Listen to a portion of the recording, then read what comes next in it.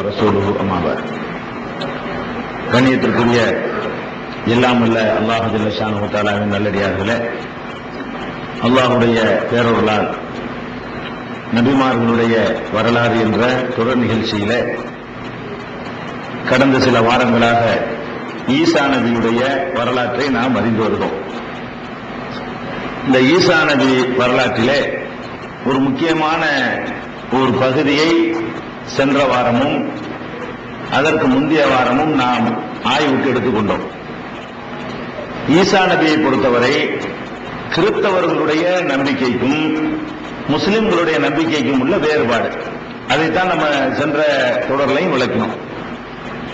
இஸ்லாமிய நம்பிக்கை பிரகாரம் ஈசா நபி அவர்கள் அல்லாஹ்வுடைய தூதர்களில் ஒருவர், சிறந்த தூதர், கண்டிப்பாக அல்லாஹ்வுடைய மகன் இல்லை.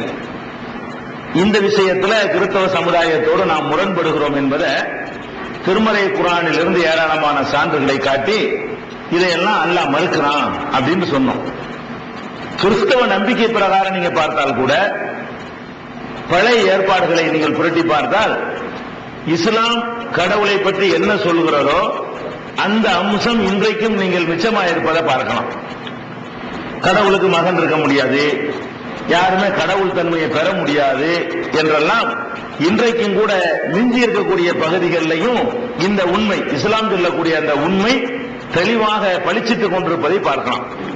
அதுக்கு சான்றா சொல்வதா இருந்தால் உபாகமம் அப்படின்னு பழைய ஏற்பாட்டில் ஒரு ஆகமம் இருக்கிறது. அநேகமா அது 5வது ஆகமமா இருக்கும். அந்த உபாகமம் என்ற ஆகமத்தில் 4வது அதிகாரம் 39வது வசனத்தில் சொல்லப்படுற செய்தி என்னன்னா, ஆகையால் உயர வானத்திலும் தாழ பூமியிலும் கர்த்தரே கடவுள், அவரை என்று ஒருவரும் இல்லை என்று நீ இந்நாளில் அறிந்து உன் மனதிலே பதிய வைத்துக் கொள் அப்படின்னு சொல்லப்படுங்க. உபாகமம் என்பது கிறிஸ்தவ நம்பிக்கை பிரகாரம் தௌராத்துமாங்க. ஆதி ஆகமத்தில இருந்து உபாகமம் வரைக்கும் உள்ள 5 ஆகமங்களும் மூசா நபிக்கு இறைவன் கொடுத்த வேதம் அப்படின்னு சொல்லுவாங்க. அந்த உபாகமத்துல 4வது அதிகாரம் 39 என்ன சொல்லுதுன்னு கேட்டா, ஆகாயத்திலையும் பூமியிலையும் இருக்கிற ஒரே ஒரு இறைவன் தானே தவிர அதுக்கு மேல கிடையாது, இதை நீ இதயத்துல பதிய வைத்துக் கொள் என்று சொல்வதை இன்றைக்கு நீங்க பைபிள்ல பழைய ஏற்பாடை எடுத்து பார்த்தீங்கன்னா பார்க்க முடியும்.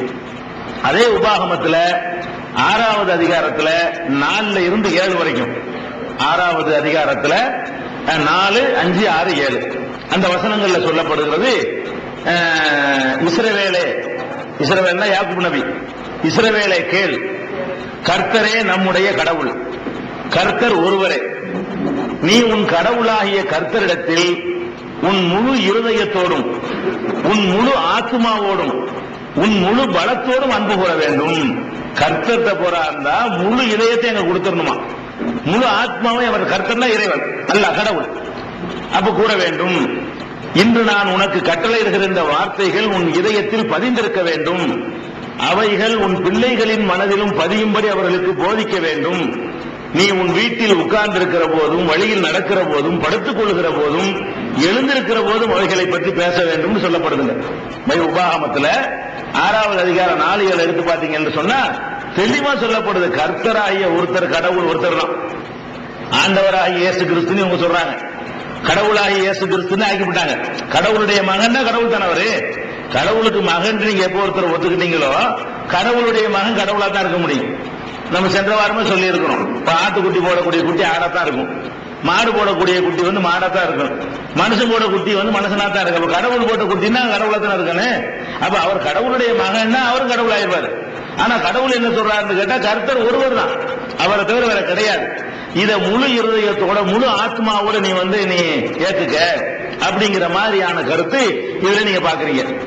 அதே உபாகமத்துல, அதே மூசா நபி கொடுக்கப்பட்டதாக கிறிஸ்தவர்கள் சொல்லக்கூடிய உபாகமத்துல சொல்லப்படுறது என்னன்னு கேட்டா, ஒரு தீர்க்கதரிசியாவது உபாகமத்துல 13வது அதிகாரத்துல 1, 2, 3, 4 இதெல்லாம் சில மற்ற மக்களுக்கு எடுத்து சொல்வதும் போதும், அதுக்காக தான் இதை நம்ம ரெக்கார்ட் ஆக்க வேண்டியிருக்கிறது. குர்ஆன் ஹதீஸ்ல நம்ம சொல்லி முடிச்ச பிறகு பைபிள் நம்பிக்கை பிரகாரம் கூட இயேசுவ மகன் இறை மகன் சொல்லக்கூடாது, அவங்க எல்லாம் ஒரு கடவுளை சொல்றதுக்கு தான் வந்தாங்க, அதுக்கு தான் பாடுபட்டு இருக்கிறாங்க என்பதற்கு இந்த வசனங்கள் ரொம்ப பெரிய சான்று. என்ன சொல்லப்படுதுன்னா, ஒரு தீர்க்கதரிசியாவது சொப்பனம் காண்கிறவனாவது, கனவுல சில இறை காட்சிகளை பார்க்கிறவன் அப்படி சொல்றாங்க, தோன்றி உங்களுக்கு ஒரு அடையாளத்தை அல்லது அற்புதத்தை அறிவித்து நீங்கள் அறியாத வேறு தெய்வங்களை தொடுவோம் வாருங்கள் என்று சொல்ல நேரிட்டால், அவன் அறிவித்த அடையாளம் அல்லது அற்புதம் நிறைவேறினாலும் அந்த தீர்க்கதரிசியாவது சொப்பனம் காண்கிறவனாவது சொல்வதற்கு நீங்கள் செவி கொடுக்க வேண்டாம். உங்கள்கிட்ட ஒரு தீர்க்கதரிசி வர்றாரு, ஒரு அடையாளத்தை அற்புதத்தை காட்டுறாரு, அவர் சொன்னபடியே அப்படி நடக்குது, அதை சொல்லிவிட்டு அல்லாஹ்வை தவிர வேற யாராச்சும் வணங்கணும்னு கூப்பிடுறாரு, கர்த்தரை தவிர இன்னொருவரை வணங்கணும்னு கூப்பிடுறாருன்னு சொன்னா, அவர் சொன்னது நிறைவேறினாலும் அதுக்கு செவி கொடுக்காதீங்க. எப்படி சொல்லப்படுதுன்னா, ஒரு தீர்க்கதரிசி வந்து நீங்கள் அறியாத வேற தெய்வங்களை தொழுவோம் வாருங்கள் என்று கூப்பிட்டார்களே, ஆனால் அவர்கள் சொன்னபடி நடந்தாலும் அற்புதங்களை நிகழ்த்தி காட்டினாலும் அதுக்கு காது கொடுக்காதீங்க. அவ்வளவு தெளிவா சொல்லப்படுகிறது. உங்கள் கடவுளாகிய கர்த்தரிடத்திலே நீங்கள் உங்கள் முழு இருதயத்தோடும் உங்கள் முழு ஆத்மாவோடும் அன்பு கூறுகிறீர்களோ இல்லையோ என்று அறியும்படி உங்கள் கடவுளாகிய கர்த்தர் உங்களை பரிசோதித்து பார்க்கிறார். உங்க ஈமான் எவ்வளவு இருக்கு டெஸ்ட் பண்றதுக்கு தான் அப்படி அற்புதத்தை காட்டுறாராம். கள்ள தீர்க்கதரிசிகள் வருவாங்க, அவங்க சில அற்புதங்களை காட்டுவாங்க, அதை பார்த்துட்டு அவர் தான் கடவுள் நினைச்சிடாதீங்க. இப்ப ஈசா நபி சில அற்புதங்களை செஞ்சாங்க இல்லையா, அதை வச்சுதான் கடவுளுங்கிறாங்க. ஈசா நபி அற்புதம் செஞ்சதுனால அவர்கள் வணங்கிடுவீங்களா? வணங்க முடியாது. நீங்க எந்த அளவுக்கு அல்லாஹ் வணங்குறீங்களா மற்றவங்களை வணங்குறீங்களான்னு சோதிச்சு பார்க்கறதுக்காக வேண்டிதான் கர்த்தர் இதை செய்யறாரு. உங்கள் கடவுளாகிய கர்த்தர் காட்டிய வழியில் நீங்கள் நடந்து அவருக்கு பயந்து அவர் கட்டளைகளை கைக்கொண்டு அவர் சப்தத்திற்கு செவி கொடுத்து அவரை சேவித்து அவரை பற்றி கொள்ள வேண்டும். இவ்வளவு அற்புதமா சொல்லப்பட்டிருக்குங்க. ஒரே ஒரு கடவுளை தான் நீங்க பற்றி கொள்ளுமே தவிர வேற யார் பக்கமும் சாஞ்சிடக்கூடாது என்று உபாகமத்துல 13ல இருந்து 13வது அதிகாரத்துல 1ல இருந்து 4 வரைக்கும் இருக்குது.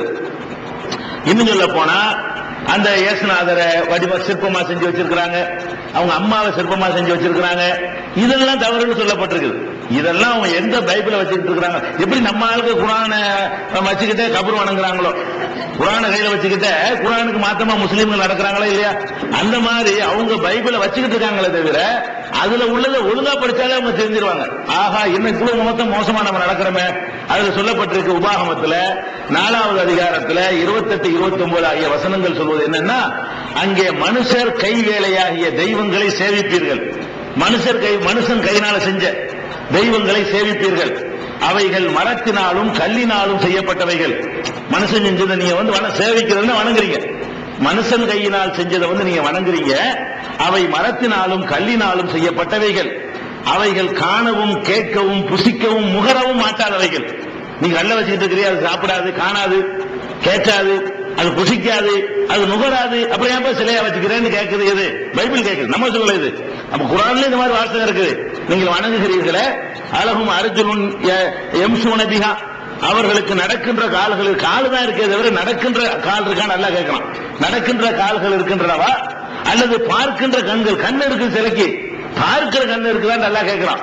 அம்லகும் ஐயனுன் யுபுசிரோனபிஹா, அவர்கள் பார்க்கின்ற கண்கள் இருக்கின்றனவா, அம்லகும் ஆதானுன் எஸ்மௌனபிஹா, செவிமடுக்கிற காதுகள், காது மாதிரி செஞ்சு வச்சிருக்கலாம் கல்லுல. கேட்கிற காது இருக்குதா, கேட்குமா அது அப்படின்னு திருமறை குரான் நல்லா கேட்கிறான் பாருங்க. அதே இது, அது வகிதான, இது மிச்சமா கிடக்குது.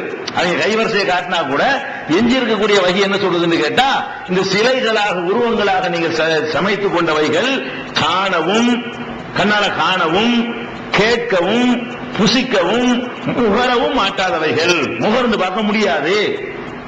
அவ்விடத்திலும் உன் கடவுளாகிய கர்த்தரை தேடுவாயானால் உன் முழு இருதயத்தோடும் முழு ஆத்மாவோடும் அவரை தேடும் போது அவரை கண்டடைவாய் அப்படின்னு சொல்லப்பட்டிருக்கிறது. அப்ப இதுல என்ன சொல்லப்படுதுன்னா, இந்த மாதிரி உருவ வழிபாடுகள் எல்லாம் தவறு, அப்படி எல்லாம் செய்யக்கூடாது என்று உபாகமத்துல மூசா நபி கொடுத்த வேதத்துல சொல்லப்பட்டது அவர்கள் எழுதி வச்சிருக்காங்க. இன்னைக்கு எடுத்து பார்த்து நீங்கள் கண்டுபிடித்துக் கொள்ளலாம்.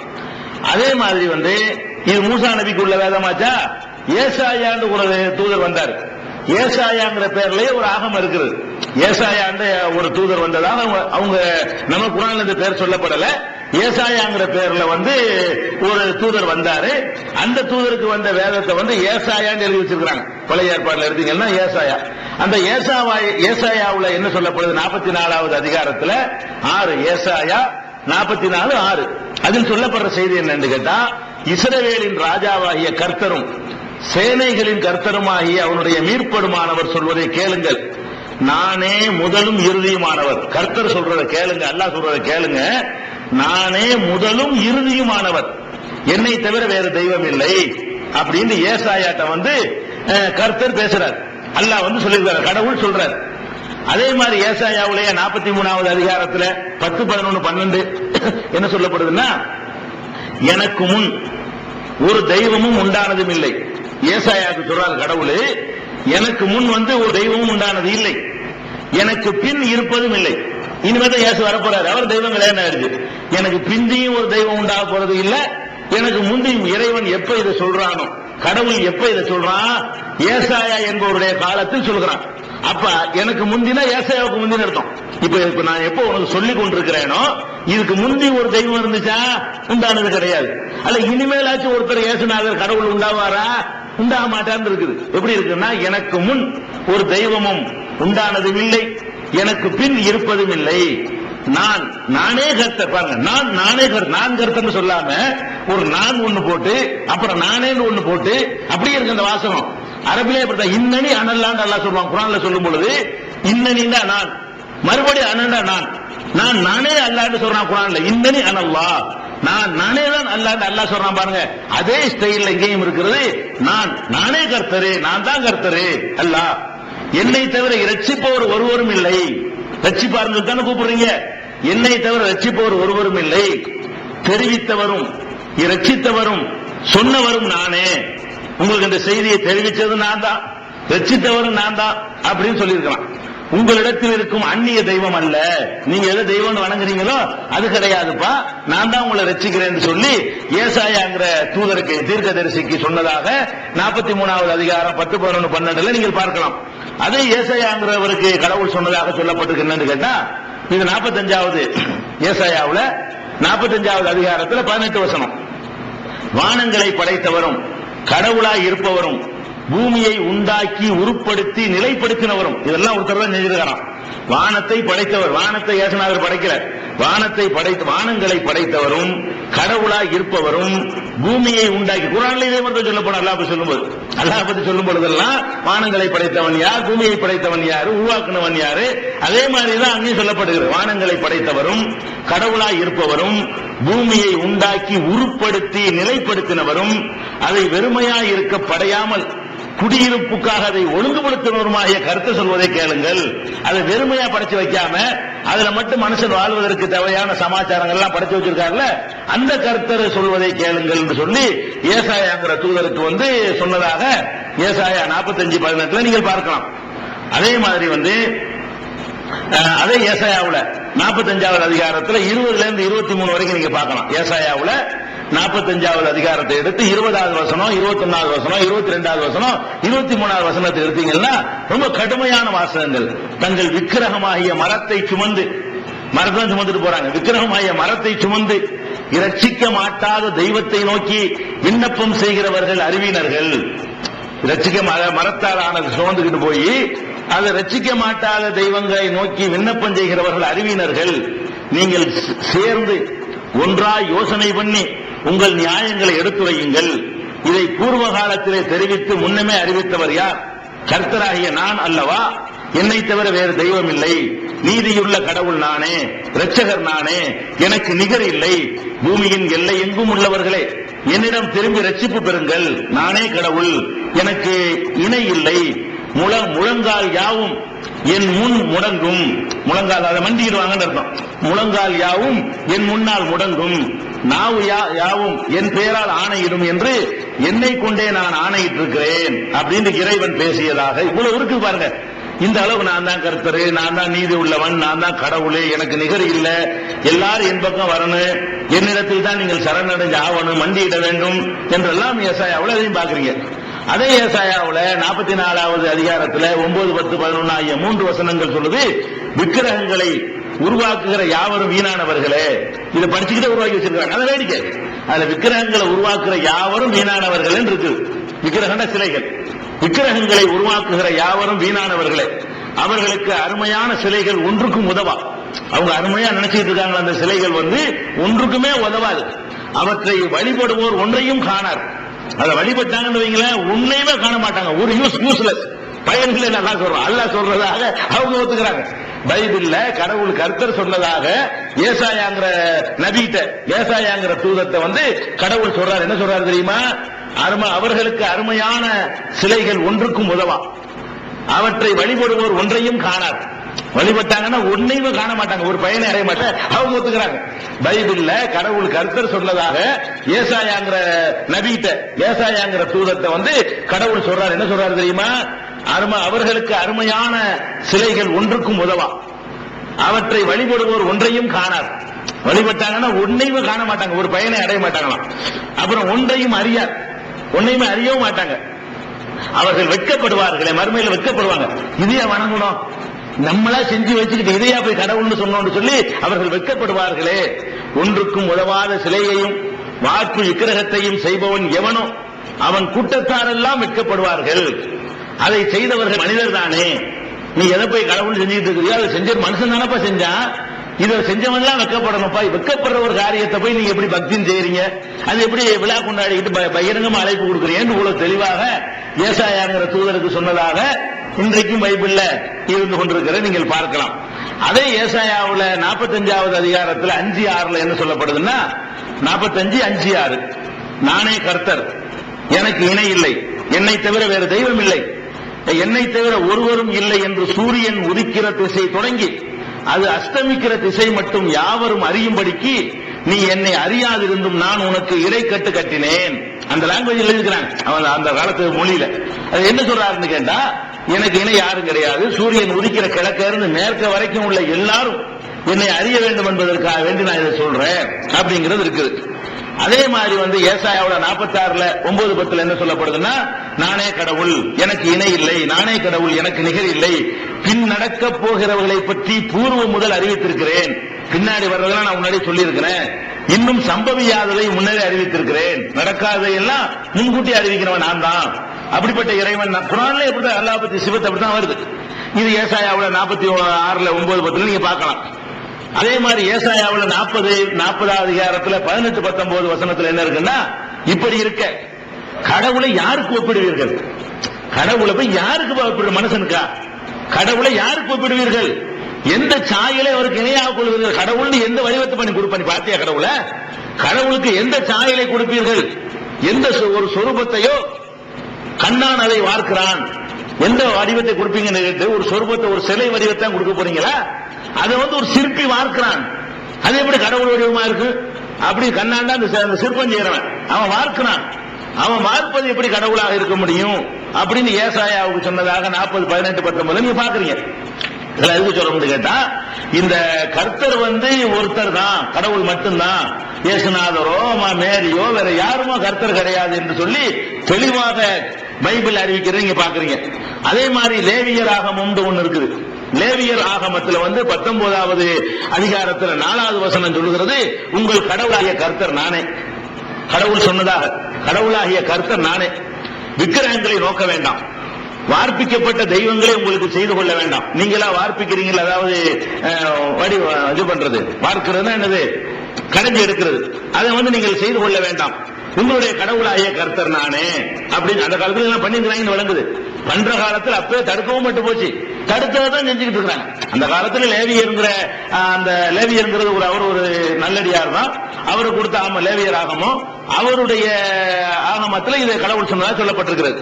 அதே லேவியர் ஆகமத்தில் 26வது அதிகாரம் 1 எடுத்து பாத்தீங்கன்னா, நீங்கள் உங்களுக்கு விக்கிரகங்களை செய்து கொள்ள வேண்டாம், சொரூபத்தையாவது சிலையையாவது உங்களுக்கு நிறுத்திக் கொள்ள வேண்டாம், நமஸ்கரிக்கும் பொருட்டு விசித்திரமாய் செதுக்கிய கல்லை உங்கள் தேசத்தில் வைக்க வேண்டாம், உங்கள் கடவுளாகிய கர்த்தர் நானே.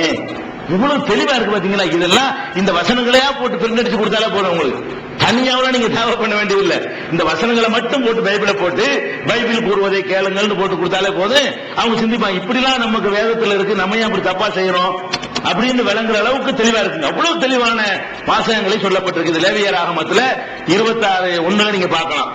அதே மாதிரி அதுல அதே இதுல யாத்திராகமம் ஒரு ஆகமம் இருக்கு. அது 20வது அதிகாரத்துல 2, 3, 4, 5 ஆகிய 4 வசனங்கள் சொல்றது என்னன்னு கேட்டா, அடிமைத்தன வீடாகிய எகிப்து தேசத்திலிருந்து உன்னை புறப்பட பண்ணின உன் கடவுளாகிய கர்த்தர் நானே. எகிப்திலிருந்து வெளியேற்றினாங்களே இல்ல எப்ரோன் காலத்துல, நானே. என்னை என்று வேறு தேவர்கள் உனக்கு வேண்டாம், நீ உனக்கு ஒரு விக்கிரகத்தை செய்து கொள்ள வேண்டாம். மேலே வானத்திலும் கீழே பூமியிலும் பூமியின் கீழ் தண்ணீரிலும் உள்ளவைகளுக்கு ஒப்பான எந்த சொரூபத்தையும் செய்து கொள்ள வேண்டாம். நீ அவைகளை வணங்கவும் சேவிக்கவும் வேண்டாம். உன் கடவுளாகிய கர்த்தராகிய நான் எரிச்சல் உள்ள கடவுள். நான் கடும் கோபப்படுவேன், லேசான கிடையாது. எரிச்சல் உள்ள கடவுள்.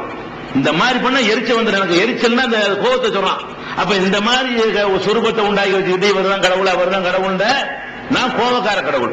அந்த மாதிரி நேரத்தில் நான் வேற மாதிரி தான் இருப்பேன், இறக்கம் காட்ட மாட்டேன்னு சொல்லி நான் எரிச்சல் உள்ள கடவுள் என்று கடவுள் சொன்னதாக யாத்திராகமத்தில் 20வது அதிகாரத்தில் 2 3 4 5 ஆகிய 4 வசனங்களில் நீங்கள் பார்க்கலாம். அதே மாதிரி யாத்திராகமத்தில் அதுலயே 23வது அதிகாரத்தில் 24 25 ஆகிய 2 வசனங்கள் சொல்றது வந்து நம்ம சொல்லுவோம்ல, கபரை கட்டவும் கூடாதுமா, இருந்தாலும் இடிச்சு போடுங்க சொல்லலாம். கட்டவும் கூடாது, கட்டினா என்ன செய்யணும், இடிக்கணும்னாங்கல்ல, இடிக்க சொல்லியும் இருக்கிறது, அதுவும் சொல்லப்பட்டிருக்கிறது. அவர்கள் தேவர்களை பணிந்து கொள்ளாமலும் தொழாமலும் அவர்கள் செய்கைகளின்படி செய்யாமலும் நீ அவர்களை நிர்மூலமாக்கி அவர்கள் சிலைகளை உடைத்து போட வேண்டும். உங்கள் கடவுளாகிய கர்த்தரையை தொழுது கொள்ளுங்கள். யாத்திராகமத்தில் மூசா நபிக்கு மோசேங்கிற தீர்க்கதரிசிக்கு கடவுள் சொல்றாரு, இந்த மாதிரி அவங்க தேவர்களை வணங்குறாங்க இல்லையா, அதை வணங்காத படிக்கு இந்த சிலைகளை உடைச்சு போட்டுரும். உடனே யாரை போய் வணங்கன்னு பார்ப்போம். அதுதானே தேவர் நினைச்சு வணங்கிட்டு இருக்காங்க. சிலைகள் எல்லாம் உடச்சு நொறுக்குன்னு சொல்லி மூசா நபிக்கு சொன்னதாக யாத்திராகமம் இருந்தா கூட நொறுக்க சொல்லி இருக்கு. வைக்கவும் கூடாது, வழிபடவும் கூடாது, இருந்தா கூட உடைச்சு போடுங்கிற அளவுக்கு போல்டாக செய்திகள் சொல்லப்பட்டிருக்கிறத பார்க்கிறோம். அதே மாதிரி வந்து எரேமியாங்கிற அதிகாரத்தில் வந்து 10வது அதிகாரத்தில் 3 4 5 6 புறதேச அதுல சொல்லப்படுற விஷயம், புறதேசத்தாரின் வழிபாடுகள் வீணானவை. புறதேசத்தார் இந்த மாதிரி வணங்கிட்டு இருந்தாங்க. அவர்கள் காட்டிலே மரத்தை வெட்டுகிறார்கள், தச்சன் கை வாட்சியால் பணி செய்கிறார்கள், வெள்ளியினாலும் பொன்னினாலும் அதை அலங்கரித்து அது அசையாதபடி அதை ஆணிகளாலும் சுத்திகளாலும் ஸ்திரமாக்குகிறார்கள். அவைகள் வெள்ளரி தோட்டத்தில் வைத்திருக்கும் பொய்யுருவத்தை போலிருக்கும். அவைகள் பேச முடியாதவைகள், அவைகளை சுமப்பதே அவசியம். அவைகள் நடக்க மாட்டாதவைகள், அவைகளுக்கு பயப்பட வேண்டாம். தீமை செய்யவும் நன்மை செய்யவும் அவைகளுக்கு சக்தி இல்லை என்று கர்த்தர் சொல்லுகிறார். எவ்வளவு அற்புதமான வாசகம் பாருங்களேன். காட்டுல மரத்தை வெட்டுறாங்களா, அதை தச்சன் வந்து என்ன செய்யறான், கையில இருக்கிற அந்த உளியினால சரி பண்றான். அதை செஞ்ச பிறகு வெள்ளி பொண்ணெல்லாம் வச்சு அலங்கரிக்க வேற செய்யறீங்க. மரத்துல செதுக்கி வச்சுக்கிட்டு, அந்த காலத்துல மரத்துல செய்யறது ஜாஸ்தியா இருந்துச்சு. இந்த கல்லுல இதெல்லாம் செய்யறதெல்லாம் திருடிட்டு போயிருவாங்கல்ல, அதை பொண்ணுல எல்லாம் செய்ய முடியாது, அலங்கரிக்கிறீங்க. அதுக்கப்புறம் அசையாதபடி அதை ஆணியில வேற அரைஞ்சு வச்சு போடுறீங்க. கடவுள்ங்கிறீங்க, அது என்ன செய்வீங்க, அங்கிருந்து நவராத அளவுக்கு ஆணியால வேற அரைஞ்சு வச்சு போடுறீங்க. இது எது மாதிரி இருக்குன்னு கேட்டா, வெள்ளரி தோட்டத்துல உள்ள பொம்மைன்னு சொல்லிருக்காங்க. நம்ம சொல்றது சோழ கொள்ளை பொம்மைம்பாங்க. இந்த சோழ கொள்ளையில என்ன செய்வாங்க, ஒரு மனுஷன் பொம்மை மாதிரி கட்டி வச்சிருப்பாங்க, காக்கா குருவிலாம் வராம இருக்கிறதுக்காக வேண்டி. அதை ஒத்த வைந்து எல்லாம் சொல்றான். கடவுள் கர்த்தர் சொன்னதாக பைபிள் என்ன சொல்றதுன்னு கேட்டா, அவைகள் வெள்ளரி தோட்டத்தில் வைத்திருக்கும் பொய்யுருவத்தை போல் இருக்கும். வெள்ளரி தோட்டத்தில் ஆள் நிக்கிற மாதிரி இருக்கும், ஆனா உண்மையில ஆள் கிடையாது. அதை பார்த்து பயந்து ஓடணுங்கிற காண்டு வச்சிருக்கு. கிட்ட நீங்க பார்த்தா ஒண்ணுமே இருக்காது. நீங்க நினைச்சுக்கிட்ட போய் இருக்கிறீங்களா தவிர உண்மையில நெருங்கி பார்த்தா என்ன மாதிரி இருக்காது, ஒண்ணும் கிடையாது, பொய்யுருவம். அது சொல்லிவிட்டு இன்னும் தப்சீர் விளக்கம், அவைகள் பேச முடியாதவைகள், பேசாது. அவைகளை சுமப்பதே அவசியம். அது நம்ம தான் தூக்கிட்டு போகணும், அது நம்மள தூக்காது. அவைகளை சுமப்பதே அவசியம். அப்படின்னு அர்த்தம், எங்கேயாவது இடம் பெயரணும்னு சொன்னா கொஞ்சம் நவந்து உட்கார்ந்துக்கணும்னு சொல்ல முடியுமா? இடிச்சுட்டு வேற கோயில் கட்ட போறோம், கொஞ்சம் வெளியே உட்கார்ந்துக்கிறோம்னு சொன்னா கூட கேட்குமா? நம்ம தெருவுக்கு போடணும். அவைகளை சுமப்பதே அவசியம். அவைகள் நடக்க மாட்டாதவைகள், அவைகளுக்கு பயப்பட வேண்டாம். தீமை செய்யவும் நன்மை, இதே வாசகம் குர்ஆன்ல இருக்கு, தீமை செய்யவும் நன்மை செய்யவும் சக்தி இல்லை, அவைகளுக்கு சக்தி இல்லை. இவ்வளவு தெளிவா இருக்கு பாருங்க, எரேமியாவுல சொல்லப்பட்டிருக்கிறது. அப்ப அதே மாதிரி சங்கீதம்னா தாவூது நபிக்கு வழங்கப்பட்ட ஜபூரை தான் சங்கீதம் பாங்க. அந்த சங்கீதம்ங்கிற ஒரு ஆகமும் பழைய ஏற்பாட்டை நீங்க பார்க்கலாம். சங்கீதத்தில் 86வது அதிகாரத்தில் 6-7 எடுத்து பார்த்தீங்கன்னா, ஆகாய மண்டலத்தில் கர்த்தருக்கு ஒப்பானவர் யார், பலவான்களின் புத்திரரில் கர்த்தருக்கு நிகரானவர் யார், பலவான்களின் புத்திரர்களில் கர்த்தருக்கு நிகரானவர் யார்னு கேட்கப்படுது. அதே மாதிரி அதே சங்கீதத்தில் 86:8 சொல்லுகிறது, ஆண்டவரே தேவர்களுக்குள்ளே உமக்கு நிகரம் இல்லை, உமது செய்கைகளுக்கு ஒப்புமில்லை, குழுகளாகுது லம்யக்குள்ள குபுவனாகுது. அவனுக்கு நிகரா ஒண்ணும் இல்லைன்னு சொல்லி பாருங்களேன், அது அப்படியே அங்க இருக்கிறது. அவனுக்கு நிகரா ஒண்ணுமே கிடையாது. அதே சங்கீதத்தில் 86:11 சொல்லப்படுகிறது, நீர் ஒருவரே கடவுள் அப்படிங்கிற வாசகம் இருக்கிறது. அப்புறம் அதே மாதிரி சங்கீதம் 113:5-6 இருக்கிற நம்ம இறைவன் அரசியல் இருக்கான்னு சொல்லணும் இல்லையா, அதே மாதிரி இருக்கு. நம்முடைய கடவுளாகிய கர்த்தருக்கு நிகரானவர் யார், அவர் உயர வீட்டிருக்கிறார், அவர் என்ன செய்யறாரு? உயரத்தில் வீட்டிருக்கிறார் அப்படின்னு இருக்கிறது. அதே மாதிரி முதலாம் ராஜாக்கள் ஒரு ஆகமம் இருக்கிறது. அதுல 8:23 முதலாம் ராஜாக்கள் அதிகாரத்தில் 8வது அதிகாரத்தில் 23வது வசனம், இஸ்ரவேலின் கடவுளாகிய கர்த்தாவே, மேலே வானத்திலும் கீழே பூமியிலும் உமக்கு நிகரான தெய்வம் இல்லை இப்படின்னு பழைய ஏற்பாடுல இதெல்லாம் பழைய ஏற்பாடுகள். அதாவது பழைய ஏற்பாடுங்கிறது ஈசா நபிக்கு முந்தி கொடுத்த வேதங்கள் தொகுப்பு தான் பழைய ஏற்பாடு. பழைய ஏற்பாடு நீங்க என்ன விளைக்கணும்? பழைய ஏற்பாடு புதிய ஏற்பாடு ரெண்டு இருக்கு பைபிள்ல. பழைய ஏற்பாடுன்னு சொன்னா ஈசா நபிக்கு முன்னாடி வந்த நல்லடியார்களுக்கு வழங்கப்பட்ட வேதம், அதன் தொகுப்புன்னு அர்த்தம். அதுல சில சொற்களும் இருக்கும், பாதுகாக்கப்படவில்லை. சிலது அவர்களும் கவனக்குறைவு விட்டவைகளும் இருக்கும், மிஞ்சி இருக்குண்டா அது மாதிரி இருக்கும். அந்த பழைய ஏற்பாடுகளை எடுத்து பாத்தீங்கன்னா இயேசுநாதருக்கு முந்தி வந்த நல்லடியார்கள், யாத்திராகமோ, லேவியராகமோ, முதலாம் ராஜாக்கள், அதே மாதிரி ஆதியாகமோ, அது மாதிரி என்னது எரேமியா, அதே போல சங்கீதம், இதுகள் எல்லாம் என்ன இருக்கு கேட்டா ஏசாயா, இவங்க எல்லாம் நல்லடியார்கள். இவர்களுக்கு வேதங்கள். அதுலயே சொல்லப்படுது ஒரு கடவுள் தான். அப்புறம் எப்படி இயேசுநாதர் கடவுள் இங்க சில உருவம் எதுவும் வைக்க கூடாண்டாச்சு. சரி, அதை விட்டுருவோம். பின்னாடி இயேசுநாதருக்கு பிந்தி வந்ததற்கு வருக, அதுக்கு பேர் புதிய ஏற்பாடுமாங்க. ஈசா நபிக்கு பிந்தி வந்த டாபிக் பேர் என்னது? புதிய ஏற்பாடு. அதுல கூட ஈசா நபிக்கு இறைவன் வந்த வேதம் எதுவுமே இருக்காது. ஈசா நபியை பத்தி மற்றவங்க எழுதுனது, சங்க போனாரு இங்க வந்தாருன்னு எழுதுனது, அதுக்கு பேர் தான் புதிய ஏற்பாடு. அந்த புதிய ஏற்பாடு நீங்க எடுத்து பார்த்தாலும் கூட அதுலயும் இதே விஷயத்தை ஈசா நபி சொல்லியிருக்கிறாங்க. அவங்க என்னத்தான் மாத்தி மறைச்சு பார்த்தா கூட இப்போ மிச்சமா இருக்கு. இயேசுநாதர் சொல்லிட்டு போயிருக்கிறாரு, இதெல்லாம் இந்த விளையாட்டு பண்ணாத, நம்மள போய் கடவுள் ஆக்கிவிடாத, கடவுள் மகன் சொல்லிவிடாதுன்னு சொல்லிட்டு அவர் இதெல்லாம் பழைய ஏற்பாடுன்றாங்க. பழைய ஏற்பாடு அவங்க அங்கீகரிச்சதுதான், அதுக்கு அவங்க ஏத்துக்கிட்டு தான் இருக்கிறாங்க. அதனால சேர்த்தான் பிரிண்ட் பண்ணுவாங்க. அது இல்லைன்னு சொல்ல முடியாது. புதிய ஏற்பாடுல வேணும்னு சொன்னா கூட அதுல இருக்கிறது என்ன இருக்குன்னு கேட்டா, மத்தேயுல புதிய ஏற்பாடுல ஒரு 4 சுவிசேஷத்துல மத்தேயு, மார்க்கு, யோவான், லூக்கா என்று 4 சுவிசேஷம் இருக்கிறது புதிய ஏற்பாட்டுல. அந்த 4 சுவிசேஷத்துல மத்தேயு சொல்லுகிறாரு, அப்பொழுது இயேசு சொல்றாரா, அப்பாலே போ சாத்தானே, உன் கடவுளாகிய கர்த்தரை பணிந்து கொண்டு அவர் ஒருவரையே சேவிப்பாயாக என்று எழுதியிருக்கிறதே. அவரை வணங்க வர்றாங்க. அவங்கள பார்த்து இயேசு சொல்றாரு, அப்பாலே போ சாத்தானே, என்னை வணங்க வர்றியா? அப்பா சாத்தாங்கிறாரு, சைத்தான வெளியே போட அனுப்பாங்க அப்படிங்கிறார். சொல்லிவிட்டு சொல்றாரு, உன் கடவுளாகிய கர்த்தரை பணிந்து கொண்டு அவர் ஒருவரையே சேவிப்பாயாக என்று எழுதியிருக்கப்பா முந்தைய வேதத்துல, நீ எப்படி என்னை நீ வணங்க வர்ற என்று இயேசுநாதர் தடை செய்ததாக மத்தேயு 4:10 இருக்கிறது நீங்க பார்க்கலாம். அதே மத்தேயுல 6:24 சொல்லப்பட்டிருக்கிறது. மத்தேயுங்கிற புதிய ஏற்பாட்டுல மத்தேயுல 6வது அதிகாரத்துல 24 வசனத்துல என்ன சொல்லப்படுதுன்னா, இயேசு சொன்னது, 2 எஜமானர்களுக்கு ஊழியம் செய்ய ஒருவனாலும் முடியாது. 2 முதலாளிக்கு ஒருத்தர் வேலை செய்ய முடியுமா? 2 எஜமானர்களுக்கு ஊழியம் செய்ய ஒருவனாலும் முடியாது. ஒருவனை பகைத்து மற்றவனை சிநேகிப்பான், அல்லது ஒருவனை சார்ந்து கொண்டு மற்றவனை அசட்டை பண்ணுவான் அப்படின்னு சொல்லி ஒரு எஜமானுக்கு தான் ஊழியம் செய்ய முடியும். அப்ப ஊழியம் செய்யறது அப்படின்னு சொன்னா அப்ப கடவுள் 2 கடவுள் எப்படி இருக்க முடியும்? அது விளங்குகிறது. இன்னும் சொல்ல போனா மத்தேயுல 7:27 சூப்பரான ஒரு உதாரணம். இயேசுநாதர் ஈசா நபி சொன்ன ஒரு உதாரணம். 7வது அதிகாரத்துல 21, 22, 23, 24, 25, 26, 27 வரிசையா அதுல சொல்லப்படுகிறது, ஆண்டவரே ஆண்டவரே என்று என்னிடம் சொல்லுகிற ஒருவனும் இல்லை. அவர் சொல்றாரு, இயேசுநாதர் சொல்றாரு, என்கிட்ட ஆண்டவரே ஆண்டவரங்கய்யா, ஆண்டவரே ஆண்டவரே என்று என்னிடம் சொல்லுகிற ஒருவனும் இல்லை. பரலோகத்தில் இருக்கிற என் பிதாவின் சித்தத்தை செய்கிறவனே பரலோக ராஜ்யத்திற்குள் பிரவேசிப்பான். என்ன சொல்றாருன்னா, பரலோகத்தில் இருக்கிற பிதாண்டா இறைவன் அல்ல, கடவுள். கடவுளுடைய சித்தத்தை செய்கிறவன் தான் பரலோக ராஜ்யத்திற்குள் சொர்க்கத்திற்குள்ளே பிரவேசிப்பான். ஆண்டவரே ஆண்டவரே என்று என்னிடம் சொல்லுகிற ஒருத்தன் கிடையாது. எந்த ஆண்டவன் ஆண்டவன் உனக்கு கிடையாது. அவன் சொல்லப்படி நடக்கிறியா போகலாம். யார் சொன்னா இத? இயேசுநாதர் சொல்றாரு. அப்ப ஈசா நபி கரெக்ட். ஈசா நபி என்ன சொன்னதாக குர்ஆனில் அல்லாஹ் சொல்லுகிறானோ அது மாதிரியான வசனங்கள் இன்றைக்கு மிச்சமாக அவங்க அங்க இருக்கிற சொல்லிகிரி வச்சிருந்தா கூட இன்றைக்கு மிச்சமாக இருக்கிற காட்சியை நீங்கள் பார்க்கிறீர்கள். அது மாத்திரம் இல்ல,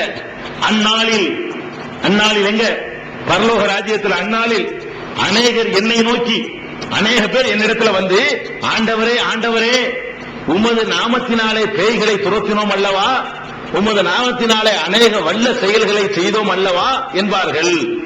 சில பேர் வந்துட்டு இயேசுநாதரே ஆண்டவரே உங்க பேரை சொல்லித்தானே கூடரையெல்லாம் பார்க்க வச்சோம், முடவர்கள் நடந்தார்களே, கூடர்கள் பார்த்தார்களே, அப்படி நடத்திட்டு நிகழ்ச்சி இதெல்லாம் சொல்லி காட்டுவாங்களாம் அங்க வந்துகிட்டு.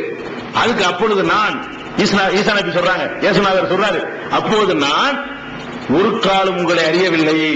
நீ யாரா? அப்படி அதான் அர்த்தம். உங்களை அறியவில்லைன்னா அர்த்தம் நீ யாரா அப்படின்னு கேட்கிறாரு. உங்களை ஒரு காலம் அறியவில்லை, அக்கிரம செய்கைக்காரரே, என்னை விட்டு அகன்று போங்கள் என்று வெளிப்படையாக கூறுவேன். ஏன் நாமத்தினால பண்ணீங்களா? கர்த்தரை வணங்கு நான் சொல்லி இருக்க, ஏன் நாமத்தினால பேய் விரட்டியா? ஏன் நாமத்தினால பிசாசு விரட்டியா? அண்ணா சொல்லுவேன்றாங்க. இப்ப ஹதீஸ்கள்ல எப்படி ரசூல் ஸல்லல்லாஹு அலைஹி வஸல்லம் மறுமையில அல்லாஹ் விசாரிப்பான், நான் இப்படிதான் சொல்லுவேன்னு சொன்னாங்களோ அது அப்படியே அதே வாசகத்தை. அதனால ஈசா நபி நபிகள் நாயகம் நம்ம சமமா மதிக்கிறோம். எந்த தூதருக்கு மத்தியில பாரபட்சம் கிடையாது. மகங்கிறோம் ஒத்துக்க மாட்டோம். அல்லாஹ்வுடைய மகன் சொன்னா ஒத்துக்க முடியாது. எவ்வளவு அழகா சொல்றாங்க பாருங்க. அக்கிரம செய்கைக்காரரே, என்னை விட்டு அகன்று போங்கள் என்று வெளிப்படையாக நான் கூறுவேன். ஆகையால் நான் சொல்லிய இந்த வார்த்தைகளை கேட்டு அவைகளின்படி செய்கிறவன் எவனோ, இப்ப சொல்றேன் பாரு, என் நாமத்தை விட்டு கர்த்தர் நாமத்தெல்லாம் எதுவுமே செய்யணும். இதை செய்கிறவன் எவனோ அவன் கற்பாறை மேல் தன் வீட்டை கட்டிய புத்தியுள்ள மனுஷனுக்கு ஒப்பாவான். இப்படி எவனா செஞ்சான்னு சொன்னா, கற்பாறைக்கு மேல வீட்டை கட்டி நல்லா ஸ்ட்ராங்கா, பூகம்பம் வந்தாலும் செய்ய முடியாது, அந்த மாதிரி கற்பாறைகளை செதுக்கி அதுல வீட்டை கட்டி குடைஞ்சிட்டு இருக்கிறானே, அப்படிப்பட்டவனுக்கு ஒப்பாவான், வெற்றி பெறுவான் அர்த்தம். பெருமழை சொரிந்து பெருவெள்ளம் வந்து காற்றடித்து அந்த வீட்டின் மேல் மோதியும் அது கற்பாறையின் மேல் அஸ்திவாரம் போடப்பட்டிருந்ததால் விழவில்லை. அப்படிப்பட்ட வீட்டில் இருக்கிறவன் யாருன்னு கேட்டா, நான் சொன்ன இந்த செய்தியை கேட்டு நடக்கிறவன் தான். என் நாமத்தினால பிசாசு விரட்டக்கூடாது, கர்த்தர் நாமத்தினால விரட்டணும். இதை கேட்டு நடக்கிறவன் எவனோ அவன் தான் கற்பாறையில ஊட கட்டினவன் அப்படின்னு சொல்லிட்டாரு. சரியா? அதுக்கப்புறம் இந்த நான் சொல்லிய இந்த வார்த்தைகளை கேட்டு இவைகளின்படி செய்யாதிருக்கிறவன் எவனோ அவன் தன் வீட்டை மணலின் மேல் கட்டின புத்தி இல்லாத மனுஷனுக்கு ஒப்பாவான். மணல்ல போய் வீட்டை கட்டி வச்சுக்கிறாங்க. நீ வந்துகிட்டு ஏசுநாம இருந்தா அதுக்கு என்ன அர்த்தமா? மணல்ல வீட கட்டிக்கிட்டு இருக்கிறாய். பெருமழை சொரிந்து பெருவெள்ளம் வந்து காற்று அடித்து அந்த வீட்டின் மேல் மோதின போது அது விழுந்தது, அழிவும் பெரிதாயிற்று என்று ஈசா நபி உலக உதாரணத்தோடு விளக்கினார்கள் என்று மத்தேயுல 7வது அதிகாரத்தில் 21, 24, 21, 22, 23, 24, 25, 26, 27 இவ்வளவு வசனத்திலையும் உள்ள தொகுப்பது இப்படி சொல்லி இருக்கிறாருன்னு பார்க்கணும். அதே மாதிரி இன்னும் கண்டிக்கிறாரு. இந்த மாதிரி இப்ப என்ன நடந்துகிட்டு கண்ணு முன்னாடி இப்படி வருது. நபிகள் நாயகம் ஸல்லல்லாஹு அலைஹி வஸல்லம் எப்படி முன்னறிவிப்பு செஞ்சார்களோ, ஈசா நபி அல்லாஹ்வுடைய தூதர் தானே, அவங்களுக்கும் சில விஷயங்கள் எல்லாம் காட்டி கொடுத்திருப்பான். அவங்களும் முன்னறிவிப்பு செய்வாங்க. அவங்க செஞ்ச முன்னறிவிப்புல மத்தேயு 23:16 நீங்க பார்க்கலாம். ஐயா மாயக்கார வேத பாரகரே, வேத பாரகர்னா வேதத்தை கடைபிடிக்கக்கூடிய மதகுருமார்கள் அர்த்தம். ஐயா மாயக்கார வேத பாரகரே, பரிசெயரே, ஒருவனை உங்கள் மார்க்கத்தில் வேணுமா, பணம் வேணுமா, வீடு வேணுமான்னு என்ன செய்றீங்க? சுத்தி சுத்தி வர்றீங்க. அவனை உங்கள் மார்க்கத்தில் சேர்த்துக் கொள்ளும் போது அவனை உங்களிலும் இரட்டிப்பாய் நரகத்தின் மகனாக்குகிறீர்கள். சேர்த்துக்கிட்டு என்ன பண்றீங்க? இப்ப நரகத்துக்கு டபுள் மடங்கு நரகவாசி ஆக்கி விட்டுறீங்க. நீங்க அதுக்கு தான் கூப்பிட்டு இருக்கிறாரு. முன்னாடி அட்வான்ஸ் சொல்லிட்டு போயிருக்கிறாரு. நீ என்ன பண்றீங்க? வேத பாரகரே, வேதத்தை படித்துக் கொண்டிருக்கிறவர்களே என்று சொல்லி பாதிமார்களை நோக்கி இயேசுநாதர் கேட்கிறாரு. ஆளை சேர்க்கிறதுக்காக அலைகிறீங்க, சமுத்திரத்துக்கு போறீங்க, கடலுக்கு போறீங்க, பல மாதிரி போய் அலைகிறீங்க. கடைசியில் எங்க கொண்டு சேர்க்க போறீங்க? உங்களை விட டபுள் மடங்கு நரகத்துக்கு அவனை கொண்டு போயிட்டு இருக்கிறீங்க. அதுக்கு தான் இப்ப ஆள் பிடிக்கிறீங்க. உங்களுக்கு தேவையில்லாத வேலை. ஏன்னா அவர் இஸ்ரவேலுக்கு தான் அனுப்பப்பட்டாரு. அது இல்லாத மக்களை போய் கூப்பிட்டு அதான கெதி வரும் அப்படின்னு சொன்னதாக நம்ம பார்க்கிறோம். அதே மாதிரி மத்தேயுல இயேசுநாதருடைய பயான் சொற்பொழிவு எல்லாம் மத்தேயு 23:13 இருக்கிறது. ஐயா மாயக்கார வேத பாரகரே, பரிசெயரே, மனுஷர் பிரவேசியாதபடி பரலோக ராஜ்யத்தை பூட்டி போடுகிறீர்கள். பரலோக சொர்க்கத்துக்கு போற வாசலை எடுத்து பூட்டி வச்சுட்டீங்களப்பா. மதகுருமார்களை நோக்கி சொல்றாரு, சொர்க்கத்துக்கு போற வாசலை பூட்டி போடுகிறீர்கள், நீங்கள் அதில் பிரவேசிக்கிறதும் இல்லை, பிரவேசிக்கிறவர்களை பிரவேசிக்க விடுகிறதும் இல்லை. நல்ல இறுக்கமா பூட்டி வச்சு நீங்கள் போக போறது இல்ல, அடுத்தவனே போக மாட்டேங்கிறீங்களே என்று இயேசுநாதர் சொன்னதாக இன்னைக்கு நம்ம பார்க்கிறோம். அதே மாதிரி இன்னும் சொல்ல போனா இதெல்லாம் அவருக்கு லாஸ்ட்ல செஞ்ச பயான். லாஸ்ட் நேரத்தில் அவரை எதிரிகள் அழிச்சிடணும்னு தீர்மானம் பண்ணக்கூடிய நேரத்தில் மக்களுக்கு சொல்லக்கூடிய அறிவுரைகள் இதெல்லாம் மத்தேயுல 23:5, 6, 7, 8, 9, 10 சொல்றாரு. இப்ப அப்படியே கண்ணு முன்னாடி நிப்பாட்டுறாங்க. தங்கள் கிரியை எல்லாம் மனுஷர் காண வேண்டும் என்று செய்கிறார்கள். இதெல்லாம் எதுக்கு செய்யறாங்க? மனுஷர்கள் காண வேண்டும் என்று இதெல்லாம் செய்கிறார்கள். தங்கள் காப்பு நாடாக்களை அகலமாக்கி வஸ்திர தொங்கல்களை பெருசாக்குகிறார்கள். காப்பு நாடான்னா அந்த நாடா இருக்குல்லங்க, அந்த நாடா பெல்ட் ஒண்ணு இது போல போடுவாங்கல்ல, நல்லா பெருசாக்கி வஸ்திர தொங்கல், துணியை வஸ்திரம் தான் துணியை நல்லா தொங்க விட்டு பாத்தீங்களா, முழங்காலுக்கு மேல இருக்குமே, பெருசு பெருசு ஆளையே முழுங்குற அளவுக்கு ஆடை போடுவாங்க இல்லையா, பெரிய ஜிப்பா போட்டு இருக்காங்க இல்லையா, அது சொல்றாரு. வஸ்திர தொங்கல்களை பெரிதாக்குகிறார்கள். விருந்துகளில் முதல் இடங்களையும், ஜெப ஆலயங்களில் முதல் ஆசனங்களையும், சந்தை வழிகளில் வந்தனங்களையும், மனுஷரால் ரபி என்று அழைக்கப்படுவதையும் விரும்புகிறார்கள். ரபி என்று அர்த்தம் வர சொல்றாரு. நீங்களோ ரபி என்று அழைக்கப்பட வேண்டாம், உங்களுக்கு குருவாய் இருக்கிறவர் ஒருவரே, நீங்கள் எல்லோரும் சகோதரர். நீங்க எல்லாம் சகோதரர் தான். பாதிரி குருமாரு மன்னிப்பு கேட்கிறது, இவர் தான் மன்னிப்பாரு. ரபின்னா என்ன? குருவான். குருன்னு சொல்லாதுங்கிறார். ரபி நம்ம குரு எல்லாம் சொல்லணும் அப்படின்னு சொல்லி ஆசைப்படுறீங்க, பெரிய பெரிய ட்ரெஸ் மாட்டிக்கிட்டு இருக்கிறீங்க, இதெல்லாம் செய்யாதீங்கிறார். அவர் சொல்லிட்டு என்ன செய்யறாரு? நீங்கள் எல்லோரும் சகோதரர். நீ பாதிரியா இருந்தாலும் சரி, மத்தவன ரசூலுல்லாஹ் சகோதரன் தான் இருப்பாங்க, தோழர் தானே சொன்னாங்க. அப்படிதான் ஈசா நபி இருந்திருக்கிறாங்க. சகோதரர்கள் பிரின்சிபா தான் இருந்திருக்கிறாங்க, சீடர்கள் கிடையாது. அப்ப எல்லோரும் சகோதரர். பூலோகத்தில் ஒருவனையும் உங்கள் பிதா என்று அழைக்க வேண்டாம், பரலோகத்தில் இருக்கிற ஒருவரே உங்களுக்கு பிதா. இவ்வளவு அழகா சொல்றாரு. யாரே? இயேசுநாதர். அதே மாதிரி கியாமத் நாள், யுக முடிவு நாள் ஒன்று வரப்போகுது நம்ம நம்புறோம். அதை பத்தி எல்லா வேதங்களையும் சொல்லப்பட்டிருக்கு, எல்லா நபிமார்களும் சொன்னாங்க. என்னைக்கு வருது, என்னைக்கு வருது யாருக்கும் தெரியாது. நபிகள் நாயகத்துக்கு தெரியுமா? அதுவும் தெரியாது. நம்ம நம்புறோம். அதையே சொல்றாரு ஈசா நபின்னு சொல்றாரு மத்தேயுல 26:36. அந்த நாளையும் அந்த நாழிகையையும் பிதா ஒருவன் தவிர மற்ற ஒருவனும் அறியான். அந்த நாள் எப்ப வரும், அந்த நேரம் எப்ப வரும் என்பதை பிதாவுக்கு தான கடவுள். பிதா ஒருவனை தவிர மற்ற ஒருவனும் அறியான். பரலோகத்தில் இருக்கிற தூதர்களும் அறியார்கள். பரலோகத்தில் இருக்கிற தூதர்கள் மலக்குகள். பரலோகத்தில் இருக்கிற தூதர்களுக்காக, ஜிப்ரீல் மீகாயிலுக்காக டைம் தெரியுமா எப்ப அழியும்னு? அவர்களும் அறிய மாட்டார்கள். குமாரனும் கூட அறியார். நான் எனக்கும் தெரியாது. குமாரன் தெரியலப்பா இல்லையா, எனக்கும் தெரியாது. என்னைக்கு அது வரும் என்பது எனக்கும் தெரியாது என்று அவர் சொன்னதாக மத்தேயுல 26:36 நீங்க பாக்குறீங்க. அதே மாதிரி ஒருத்தர் வந்து கேட்கிறார் இயேசுநாதர்ட்ட. என்ன கேட்கிறாருன்னா, நியாய பிரமாணத்துல எந்த கற்பனை பிரதானமானதுன்னு கேட்கிறார். அவர் கேட்கிறார், அவர்களில் நியாய சாஸ்திரி ஒருவன் அவரை சோதிக்கும்படி, இயேசுநாதரை சோதிக்கும்படி கேட்கிறார், போதகரே நியாய பிரமாணத்தில் எந்த கற்பனை பிரதானமானது என்று கேட்க. நியாய பிரமாணம் சொன்னா அந்த இறைவனுக்கு செய்யக்கூடிய அந்த அனுஷ்டானங்கள், அதுல எது ரொம்ப பிரதானமான சிறந்த வணக்கம் அப்படின்னு கேட்க, அதுக்கு இயேசு சொல்றாரு, அவர் உன் கடவுளாகிய கர்த்தரிடத்திலே உன் முழு இருதயத்தோடும், உன் முழு ஆத்மாவோடும், உன் முழு மனத்தோடும் அன்பு கூற வேண்டும். இதுவே பிரதானமும் முதன்மையுமான கற்பனை. இதான் ஃபர்ஸ்ட். ஆண்டவரிடத்துல மட்டும்தான் என்ன செய்யணும், எதையும் வச்சுக்கிறோமே, நம்ம கிட்ட வரக்கூடாது அப்படின்னு சொல்லிட்டு சொல்றாரு. அதே மாதிரி இன்னொரு சம்பவம், ஒரு நிகழ்ச்சி நடக்கிறது மத்தேயுல 20வது அதிகாரத்துல 20, 21, 22, 23 ஆகிய 4 வசனங்கள் சொல்கிறது. அப்பொழுது செபதேயுவின் குமாரருடைய தாய், ஒரு தாய், ஒரு பொம்பளை, அது பேர்லாம் நுழையிட்டு பரவாயில்லை. செபதேயுவின் குமாரருடைய தாய் தன் குமாரனோடு கூட அவரை பணிந்து ஒரு விண்ணப்பம் செய்து கொள்ள அவரிடம் வந்தாள். ஒரு பொம்பளை, ஒரு அம்மா மகனையும் கூட்டிக் கொண்டு இயேசுநாதர்கிட்ட ஒரு கோரிக்கை, விண்ணப்பம் செய்யறதுனா கோரிக்கை வைக்கிறதுக்காக வந்தாள். அவர் அவளிடம் உனக்கு என்ன வேண்டும் என்று கேட்க, என்னமா கோரிக்கை உனக்கு அப்படின்னு இயேசுநாதர் கேட்கிறார்.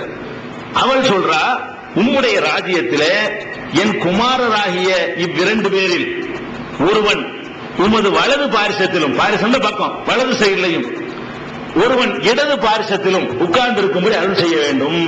அங்க ராஜ்யத்துல, பரலோக ராஜ்யத்துல இந்த 2 பிள்ளைய கூட்டிட்டு வந்திருக்க, ஒரு புள்ள உங்களுக்கு வலப்பங்க இருக்கணும், ஒரு பக்கம் ஒரு புள்ள இடப்பங்க இருக்கணும். அதான் என்னுடைய விண்ணப்பம். இந்த துன்யாவுல இது நான் கேட்டு வரல, மறுமைக்கு உள்ளதான் கேட்கிறேன் அப்படின்னு அந்த அம்மா சொல்லுது. சொன்ன உடனே அதற்கு இயேசு சொல்றாரு, நீங்கள் கேட்டுக்கொள்ளுகிறது இன்னதென்று உங்களுக்கு தெரியவில்லை. எதை யாத்திரை வேணாமா, என்னமோ என்கிட்ட ரூபாய் இருக்கிற கேட்கிற, அவர் கேட்கிறாரு, நீங்கள் கேட்டுக்கொள்ளுகிறது இன்னதென்று உங்களுக்கு தெரியவில்லை. நான் குடிக்க போகிற பாத்திரத்தில் குடிக்க உங்களால் ஆகுமா அவர் கேட்கிறாரு என்று கேட்க, அவர்கள் ஆகும் என்றார்கள். அப்போது அவர், என் பாத்திரத்தில் நீங்கள் குடிப்பீர்கள், ஆயினும் என் வலது பாரிசத்திலும் என் இடது பார்சத்தில் உட்கார்ந்து இருக்கும்படி அருள்வது என் காரியம் அல்ல. அங்க வந்து இவர் வலது பக்கம் இவர் உட்காருவார், இடது பக்கம் இவர் உட்காருவார்னு சொல்வது நம்ம வேலை கிடையாது. என் பிதாவினால் எவர்களுக்கு அது ஆயத்தம் பண்ணப்பட்டிருக்கிறதோ அவர்களுக்கே அது உரியது என்றார். நமக்கு முடியாது. நம்மள்ட்ட இதை வந்து கேட்கிற, நீ அல்லாட போய் கேளு, அவன் செய்யற ஜட்ஜ்மெண்ட் வந்து என்கிட்ட வந்து கேட்கறிய அப்படின்னு சொல்லிட்டு சொன்னதாக மத்தேயுல நீங்க இன்னைக்கும் பாக்குறீங்க. அதே மாதிரி அவரை வந்து அவரை கிறிஸ்துவ நம்பிக்கை பிரகாரம் அவர் வந்து சிலுவையில் அறைஞ்சு கொள்றாங்க.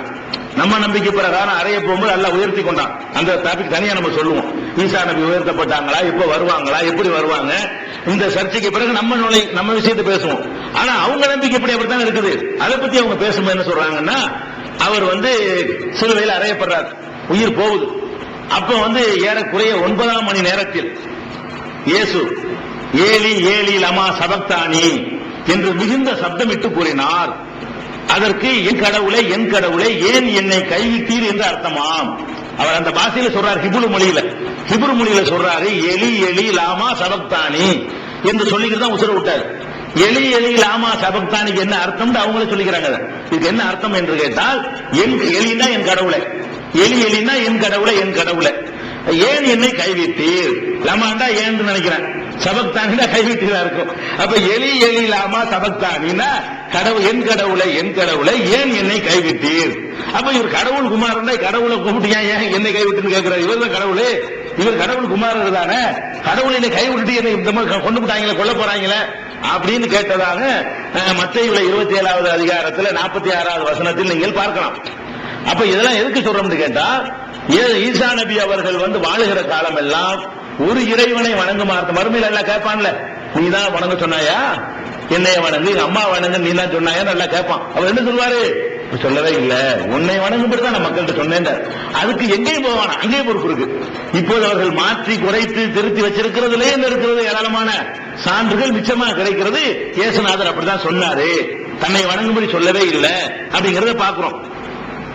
அதே மாதிரி யோவான்ல 8:26 சொல்றாரு, என்னை அனுப்பினவரோ உண்மை உள்ளவர், அவரிடம் கேட்டவைகளையே நான் உலகத்துக்கு சொல்கிறேன். நான் கேட்டே சொல்றேன், நான் ஸ்பீக்கர் தூதர், நான் நானாவ சொந்தமாயிட்டு, நான் கடவுளுடைய குமாரன் நானா சொல்லிட்டு போயிடலாம், நானா ஒண்ணும் சொல்ல முடியாது. என்ன அவர் சொல்றாரோ கேட்டது அவங்கள்ட்ட சொல்லிடுவேன். அதான் ரசூலுல்லாஹ் சொன்னாங்க, நான் வந்து எதை கொண்டு பல்லகுத்து இலைக்கும் உருசிக்கும், எதை அல்லாஹ் கொடுத்து அனுப்பி இருக்கிறான் அதை உங்களுக்கு எடுத்து சொல்றேன் ரசூல் ஸல்லல்லாஹு அலைஹி வஸல்லம் சொன்னாங்க. அதே வாசகத்தை தான் ஈசா நபின்னு சொல்றாங்க. அதே மாதிரி யோவான்ல 8:28 இருக்கிறது. இது நம்ம குர்ஆன்ல எல்லா நபிமார்களும் சொன்னதாக வருகிறது. ஈசா நபின்னு சொல்றாங்க. என்ன சொல்றாங்க, நான் என் சுயமாய் ஒன்றும் செய்யாமல், நானா ஒன்றும் சரி நினைச்சிட்டு இருக்கிறீங்க, அப்படி கிடையாது. நான் என் சுயமாய் ஒன்றும் செய்யாமல் பிதா எனக்கு கற்பித்தபடியே இவற்றை பேசுகிறேன் என்று அறிவீர்களே. நானாப்பா சொல்றேன், அல்லாஹ் சொன்ன எடுத்து சொல்றேன், உனக்கு தெரியுமாப்பா, நான் கையில மொழியில போட்டா சொல்றேன். அப்ப எனக்கு சொந்தமாவள அதிகாரம் கிடையாது, பிதா சொன்னதை எடுத்து சொல்ற வேலை நம்ம வேலை அப்படின்னு அவர் சொன்னதாக சொல்றாங்க. அதே மாதிரி யோவான்ல 12:47 அழகான வாசகத்தை சொல்றாரு. இது ரசூலுல்லாஹ் சொன்ன மாதிரி வாசகம் தான். இதுவும் ஹதீஸ் குர்ஆன்ல பாக்குறோம். அவர் சொல்றாரு, இயேசுநாதர் சொல்றாரு, ஒருவன் என் வசனங்களை கேட்டு கை கொள்ளாமற் போனால், நான் சில வசனங்கள் எல்லாம் சொல்றேன், அதை நடைமுறைப்படுத்தாம போனான்னு வை, அவனை நியாயம் தீர்ப்பது நான் அல்ல, அவனா. நான் சொல்ற அறிவுரை சொல்லிட்டேன், அதை வந்து நீ கேட்காம போனியா, அதுக்கு நான் ஒன்னையில நான் செய்ய முடியுமா, என்னால உன்னை ஒண்ணும் பண்ணவே இல்லை, அதுக்கு பனிஷ்மெண்ட் அவன் பார்த்துக்கிறோம், அவன் தான் நியாயம் தீர்ப்பது நான் அல்ல அப்படின்னு அவர் சொன்னதாக யோவான்ங்கிற 4 சுவிசேஷத்துல 1 12:47 நீங்க பாக்குறீங்க. அதே மாதிரி 1 தீமோத்தேயு சுவிசேஷங்கள்ல உள்ளது 6:16 சொல்லப்படுறது என்னன்னு கேட்டா, அவரே நித்தியானந்தம் உள்ள ஏக சக்கராதிபதி, ராஜாதி ராஜா, கர்த்தாதி கர்த்தர், அப்ப ஒருவராய் சாவாமை உடையவர். சாவாமைனா மரணம் ஒருவரும் சேர முடியாத ஒளியில் வாசம் பண்ணுகிறவர், மனுஷர் ஒருவரும் காணாதவர், காணவும் முடியாதவர், அவருக்கே கணமும் நித்திய வல்லமை உண்டாவதாக ஆமேன் அப்படின்னு இருக்கிற நீங்க பாக்குறீங்க. அப்ப இத கடவுளுக்கு இப்படிதான் கடவுள்ங்கிற அவ்வளவு தெளிவா சொல்லப்பட்டிருக்கும் போது, இதுக்கு மாற்றமா என்ன பண்றாங்க, ஈசா நபியை வந்து சிலை வைக்க கூடாது, உருவம் வைக்க கூடாது, இவ்வளவு தெளிவா சொல்லப்பட்டிருக்கு. இதுக்கு பிறகு சொல்றதை பாக்குறீங்க. அதுக்கப்புறம் லாஸ்டா தெரிஞ்சு கொள்ள வேண்டிய விஷயம், நம்ம விஷயத்துக்கு போயிடும். லாஸ்டா தெரிஞ்சுக்க வேண்டிய விஷயம் கேட்டா, கடவுள்னு சொன்னா கடவுளுக்குன்னு சில இலக்கணங்கள் இருக்குது. அது வேற எங்கேயும் நம்ம போய் தேடி எடுக்க வேண்டியதில்லை. அது அவங்களுடைய வேதங்கள்ல சொல்லப்பட்ட இலக்கணத்தை எடுத்துக்கொள்ளலாம். அந்த இலக்கணங்கள்ல எதிராக கடவுள் இயேசுநாதத்தை இருந்த நீங்க பார்க்கலாம். உதாரணமா கடவுள் கலங்கி துக்கம் கொண்டு அழுவாரா? கடவுள் ஒருத்தர் சம்பளம்னா அவருக்கு ஏன் துக்கம் வருது? அவர் ஏன் கலங்கணும்? அவர் எதுக்கு கண்ணீரை விட்டு கதறணும்? கலங்கி கண்ணீரை விட்டு அழுது துன்பப்பட்டிருக்கிறாரு அப்படின்னு சொல்லி இயேசுநாதர் இவ்வளவு பண்ணியிருக்கிறார் சொல்லி யோவான்ல நீங்க 13 எடுத்துக்கிறீங்க. 13வது அதிகாரத்துல 33, 34, 35 படிச்சா இயேசு கவலைப்பட்டாரு, கண்ணீர் விட்டாருன்னு இருக்கும். அதே மாதிரி மத்தேயு எடுத்துக்கொண்டு 26வது அதிகாரத்தை எடுத்துக்கிட்டீங்கன்னா அதுல 38வது வசனத்திலையும் இந்த செய்தியை பார்த்திருப்பீங்க. கடவுளுக்கு தாகம் வருமா? கடவுளுடைய மகனா இவர் கடவுள் ஆயிடுவாரு. கடவுளுக்கு தாகம் வரக்கூடாது, தாகமாக தனி கொண்டு வைப்பான்னு கடவுள் சொல்லலாமா? அவர் தாகம் இடத்திற்கு இயேசுவுக்கு தாகம் வந்திருக்குன்னு சொல்லி யோவான்ல 19:28 நீங்க பார்க்கலாம். யாருக்கு? இயேசுவுக்கு என்ன இருக்கு? தாகம். தாகம் இருக்கு கடவுளுக்கு வரும். கடவுளுடைய குமாரன்னா அவர் கடவுள். கடவுளுக்கு தண்ணீர் தாகமே இருக்கக்கூடாது, அவர் தண்ணீர் தேவைப்பட்டவர் இருக்கக்கூடாது. அதே மாதிரி கடவுள் சோறுங்கலாமா? இயேசு சாப்பிட்டாருன்னு சொல்லி லூக்காவுல 24:42 நீங்க பார்க்கலாம். இயேசு நினைஞ்சிருக்கிறாரு சாப்பிட்டு. அப்ப சாப்பிடுவது கடவுள் வேலை இல்ல. கடவுளுடைய மகனும் சாப்பிடக்கூடாது. கடவுள் சாப்பிடக்கூடாதுன்னா கடவுளுடைய மகனு சாப்பிடக்கூடாது. அப்ப இயேசு சாப்பிட்டு இருக்கிறாரு. இயேசு பயந்து இருக்கிறாரு, பயந்து ஓடி ஒளிஞ்சார்னு வருது. அது மார்க்ல 14:33 நீங்க பார்க்கலாம். இயேசு கவலைப்பட்டிருக்கிறாரு, மார்க் 14:34 நீங்க பார்க்கலாம். இயேசு பிசாசினால் சோதிக்கப்பட்டிருக்கிறாரு. பிசாசு பிடிச்சிக்கிச்சா வர இயேசுவை பேய் பிடிச்சிக்கிச்சான். பிசாசினால் சோதிக்கப்பட்டிருக்காரு சொல்லி மத்தேயுல 4:1 நீங்க பார்க்கலாம். அதே மாதிரி சலிப்பு ரொம்ப உலகத்தை நிர்வகிச்சு ரொம்ப கஷ்டமா போச்சு, இனிமே நமக்கு சரிப்பட்டு வரல, கடவுள் சரிப்படைவாரா? இவர் சலிப்படைஞ்சிருக்கிறார், மிக ரொம்ப சலிப்படைஞ்சு போய் பேசியிருக்கிறார் என்று மத்தேயுல 8:20 நீங்க பார்க்கலாம். அதே மாதிரி மனதிலும் கழிப்பாரா கடவுள்?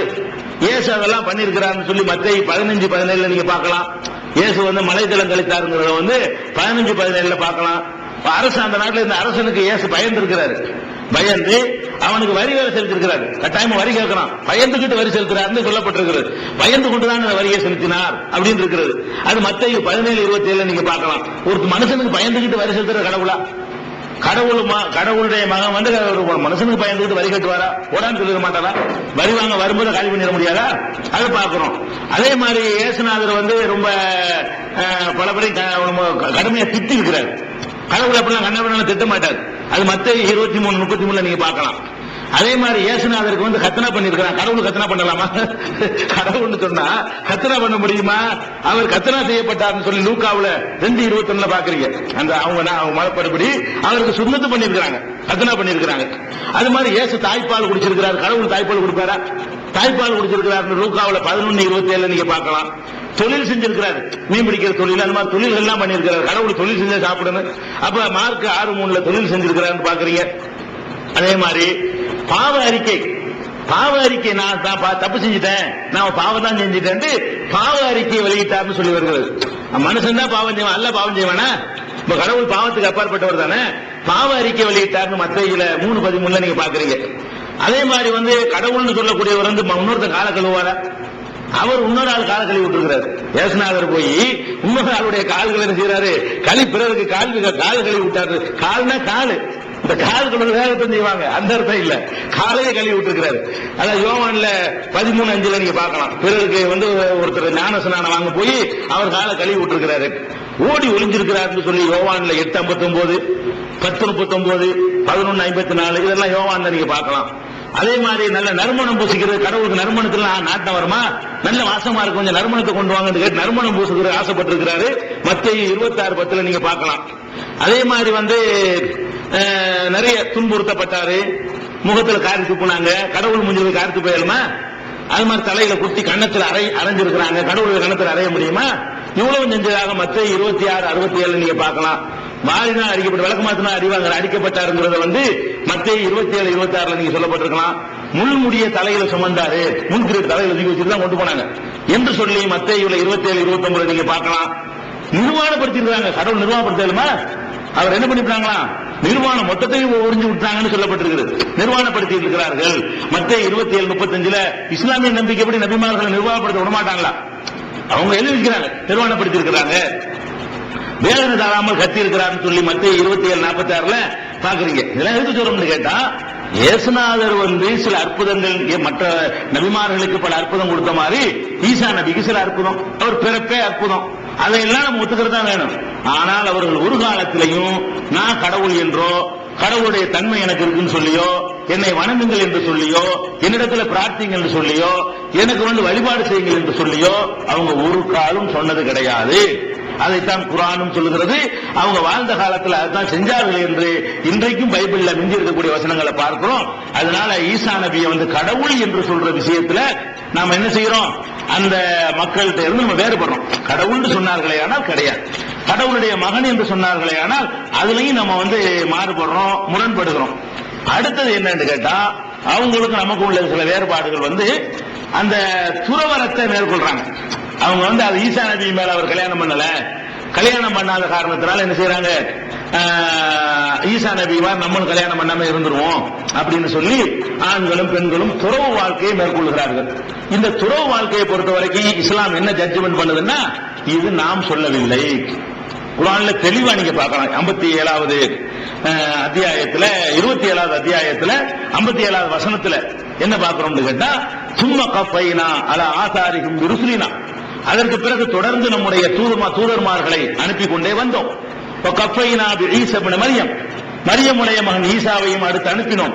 ஆத்தைனாஹுல் இன்ஜீல், இன்ஜீல் என்ற வேதத்தை அவருக்கு கொடுத்தோம்.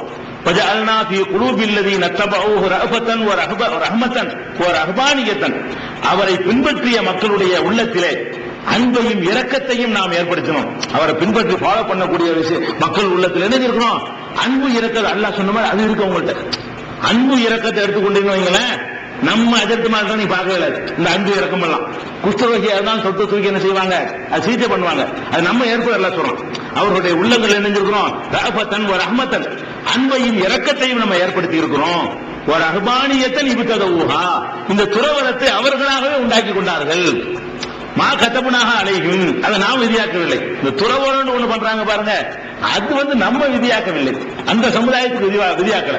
ஈசா நபி காலத்திலேயோ எந்த காலத்திலேயுமோ எல்லாரும் துறவரத்துக்கு போங்க, கல்யாணம் பண்ணாதீங்க, அப்படி ஒரு செட்டிங் நம்மகிட்ட வந்தது கிடையாது. மா கத்தபுனாக அலைகும், அவர்களுக்கு நாம் இந்த துறவரத்தை விதியாக ஆக்கவில்லை. இல்லப்திகா ரில்வான் இல்லா, அல்லாவின் திருப்தியை நாடி அவர்களாக உண்டாக்கி கொண்டார்கள். அவங்களா உண்டாக்கிட்டாங்க. அல்லாஹ்வுடைய இறைவனுடைய நெருக்கத்தை அடையலாம். அதான் காரணம் சொல்றாங்க. நம்ம துறவரத்தில் இருந்தோம்னு சொன்னா குடும்பம் குட்டி அதெல்லாம் இல்லைன்னு சொன்னா கடவுளுக்காக நம்ம அதிகமா உழைக்கலாம் அப்படி நினைத்துக் கொண்டு உண்டாக்கிட்டார்கள். சரி, அப்படி நினைச்சு உண்டாக்குனாங்க, அதுக்கு நமக்கு சம்பந்தம் இல்லை. அதையாச்சும் ஒழுங்கா பேணாங்களான்னு இருக்கிறாங்க. அதையாவது பேண வேண்டிய விதத்தில் பேணவில்லை அவர்கள். அவங்களா தான் உண்டாக்கிட்டாங்க, பேண வேண்டிய விதத்தில் பேணாங்களா இல்ல. அதனால சந்தி செஞ்சுட்டு வரக்கூடிய ஏன்னா இயற்கைக்கு மாற்றுறது. அப்படி எல்லாம் ஒரு ஆணும் பெண்ணும் துறவரம்லாம் இருக்க முடியாது. முடியாத ஒன்றை நாங்க செய்ய போறோம்னு போனாங்கன்னா ஒரு நேரம் இல்லாட்டி ஒரு நேரம் அசிங்கப்பட்டு போயிருவாங்க. ஏதாவது ஒரு கேஸ்ல மாட்டி அசிங்கப்பட்டு போய் கேவலப்பட்டு போய் அது ஆணா இருந்தாலும் பெண்ணா இருந்தாலும் அப்படி ஒரு வழியை தேர்ந்தெடுக்க கூடாது. இறைவன் அந்த உணர்வுகளை ஆணுக்கு பெண்ணுக்கு படைச்சிருக்காங்க போது அதுக்கு முறையான திருமண வாழ்க்கையின் மூலமாகத்தான் அதுக்கு அது வடிகால் தேடணுமே தவிர நாங்க கட்டுப்படுத்த போறோம்னு போனா அவங்களுக்கு முடியாது. அதை அவர்கள் பேணிக் கொள்ளவில்லை அப்படின்னு சொல்லி இந்த வசனத்தில் எல்லாம் சொல்லி காட்டுகிறான். இதுல நம்ம மாறுபடுறோம். அதே மாதிரி ஈசா நபி கல்யாணம் பண்ணலன்னு சொல்றாங்க பாருங்க, அதுலயும் நம்ம மாறுபடுறோம். எந்த ஈசா நபி கல்யாணம் பண்ணார் என்று குறிப்பாக நமக்கு ஆதாரம் கிடைக்காவிட்டாலும் நபிகள் நாயகத்தை பத்தி அல்லாஹ் சொல்லும்போது பலமுறை உங்களுக்கு அந்த வசனம் சொல்லி இருக்கிறோம். உமக்கு முன்னால் அனுப்பிய எல்லா தூதர்களுக்கும் ஜஅல்னாலஹும் அஸ்வாஜம் வதுர்ரியா, அவர்களுக்கு மனைவி மக்களை நாம் ஏற்படுத்தியே இருந்தோம். உமக்கு முன்னால் அனுப்பிய எந்த தூதராக இருந்தாலும் உணவு உண்டார்கள், சாப்பிடாத உடல் கொண்டவர்களாக உணவு உண்ணாத உடல் பெற்றவர்களாக நாம் அவர்களை அனுப்பவில்லை அப்படின்னு எல்லாம் சொல்றான். அதோடு சேர்த்து சொல்றான் அஸ்வாஜம் வதுர்ரியா, அவங்களுக்கு மனைவி மக்களை ஏற்படுத்தி இருந்தோம் நல்லா சொல்றான். அதாவது ரசூலுல்லாஹ்வுக்கு முந்திங்கிறத ஈசா நபி அடங்குவார்கள். ஈசா நபிக்கு யார் கொண்டாடினு நமக்கு சொல்ல தெரியாது. ஆனா கண்டிப்பா ஒரு இளமை பருவத்தில் என்ன தேவையோ அவர் ஒரு ஆளை கல்யாணம் பண்ணியிருப்பார். கல்யாணம் பண்ணாம இருக்க முடியாது, கல்யாணம் பண்ணி இருக்கிறாரு. முந்தி உள்ள எல்லாருக்குமே மனைவி மக்களை நம்ம ஏற்படுத்தி இருந்தோம். நபிமார்கள் யாரும் மலடு கூட கிடையாது. கடைசி காலத்திலே அல்லாஹ் பிள்ளைய கொடுத்துறான். ஏன்னா அதனாலதான் அல்லாஹ் இந்த வாசகத்தை சொல்றான். இப்ராஹிம் நபி, ஜக்கரியா நபி போன்றவர்களுக்கு ஆரம்பத்தில் குழந்தை இல்லாட்டா கூட கடைசி கட்டத்தில் என்ன குழந்தையை கொடுத்துட்டான். அதனால ஒரு நபிக்கு மனைவி இல்லைன்னு சொன்னாலும் அது தப்பு, புள்ள குட்டி இல்லைன்னு சொன்னாலும் தப்பு. அதனால ஈசா நபிக்கு எல்லா நபிமாரும் கொடுத்தது போல மனைவி மக்களை கொடுத்தான்னு வளைக்கணும். ஈசா நபிக்கு மட்டும் கொடுக்கலன்னு பிரத்யேகமா சொல்றதா இருந்தா அவருக்கு இல்லைன்னு தனி ஆதாரத்தை காட்டணும். ஈசா நபிக்கு மட்டும் கல்யாணம் ஆவலன்னு யாராவது சொன்னார்களே ஆனால் அவங்க என்ன செய்யணும், இந்த ஹதீஸ் ஈசா நபிக்கு ஆவலன்னு விதிவிலக்கு இருக்குன்னு காட்டணும். அப்ப எல்லா மனுஷனையும் விந்து துளியில படைச்சோன்னு எல்லாம் சொல்றான். ஈசா நபிக்கு நம்ம விதிவிலக்கு காட்ட முடியும். ஈசா நபி இல்லைன்னு நம்ம சொல்றோம், இந்த ஈசா நபி வேற மாதிரி படைக்கப்பட்டார்னு குர்ஆன்ல இருக்குது, ஹதீஸ்ல இருக்குன்னு நம்ம காட்டுறோம். அப்படி விதிவிலக்கு காட்டாத வரைக்கும் பொதுவா சொல்லுதல் அவர் அடங்கிடுவார். அப்ப எல்லா நபிமார்களுக்கும் மனைவி மக்களை ஏற்படுத்தி இருந்தோம்னு குர்ஆன் சொல்லுது. அந்த பொதுவான விதியில ஈசா நபி விதி விலக்கு என்று குர்ஆன் சொல்லவே இல்லை. சொல்லாத காரணத்தினால நம்ம நம்பிக்கை பிரகாரம் ஈசா நபியும் கல்யாணம் பண்ணினாரு. அவர் துறவரத்தை போதிக்கவே இல்லை, மக்களுக்கு இல்லறத்தை தான் போதிச்சாரு, இல்லற வாழ்க்கை தான் வாழ்ந்து காட்டினாரு. அவங்க அந்த ரெக்கார்டு கிடைக்காத காரணத்தினால அவர் துறவரம் தான் இருந்திருப்பாரு அப்படின்னு நினைத்து கொண்டு அது மாதிரி சொல்றாங்க. அந்த விஷயத்துல நம்ம என்ன பண்றோம், அவர்கள் இருந்து மாறுபடுகிறோம், அந்த அவங்க நம்பிக்கையில மாறுபடுறோம். அடுத்து நம்ம மாறுபடக்கூடிய நம்பிக்கை என்னன்னு கேட்டா, ஈசா நபி கொல்லப்பட்டுட்டாங்கன்னு அவங்க சொல்லுவாங்க.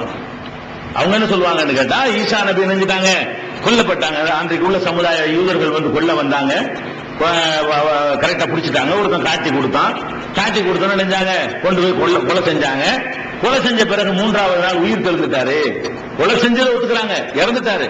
3வது நாள் என்னஞ்சாருன்னு கேட்டா, அதுல இருந்து உயிர் தெழுந்து மக்கள் எல்லாம் நினைஞ்சாரு பார்த்து, நான் தான் ஈசா, பயப்படாதீங்க அப்படின்னு சொல்லிட்டு நான் வருவேன், நான் வர வேண்டிய நேரத்தில் கரெக்டா வருவேன்னு சொல்லிட்டு நினைஞ்சாரு, போயிட்டாரு அப்படிங்கிறது அவங்களுடைய நம்பிக்கை.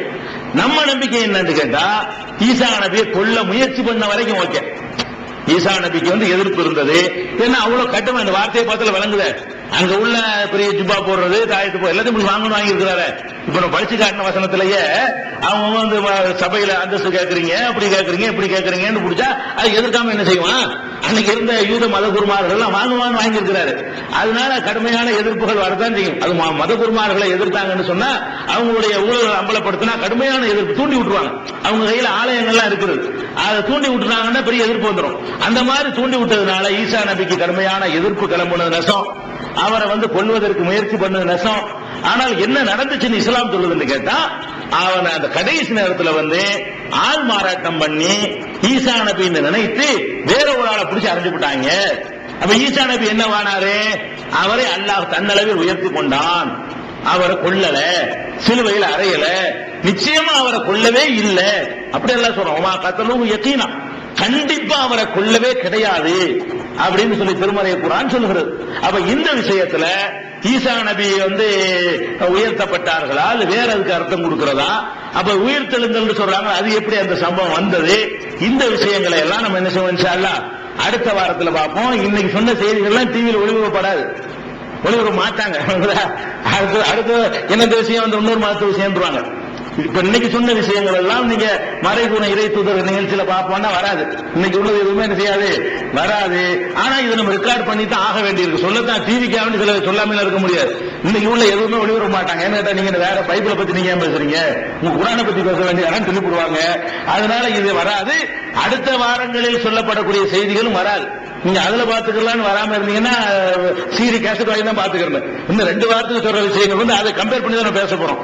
அதனால தொலைக்காட்சியில் அது வராது.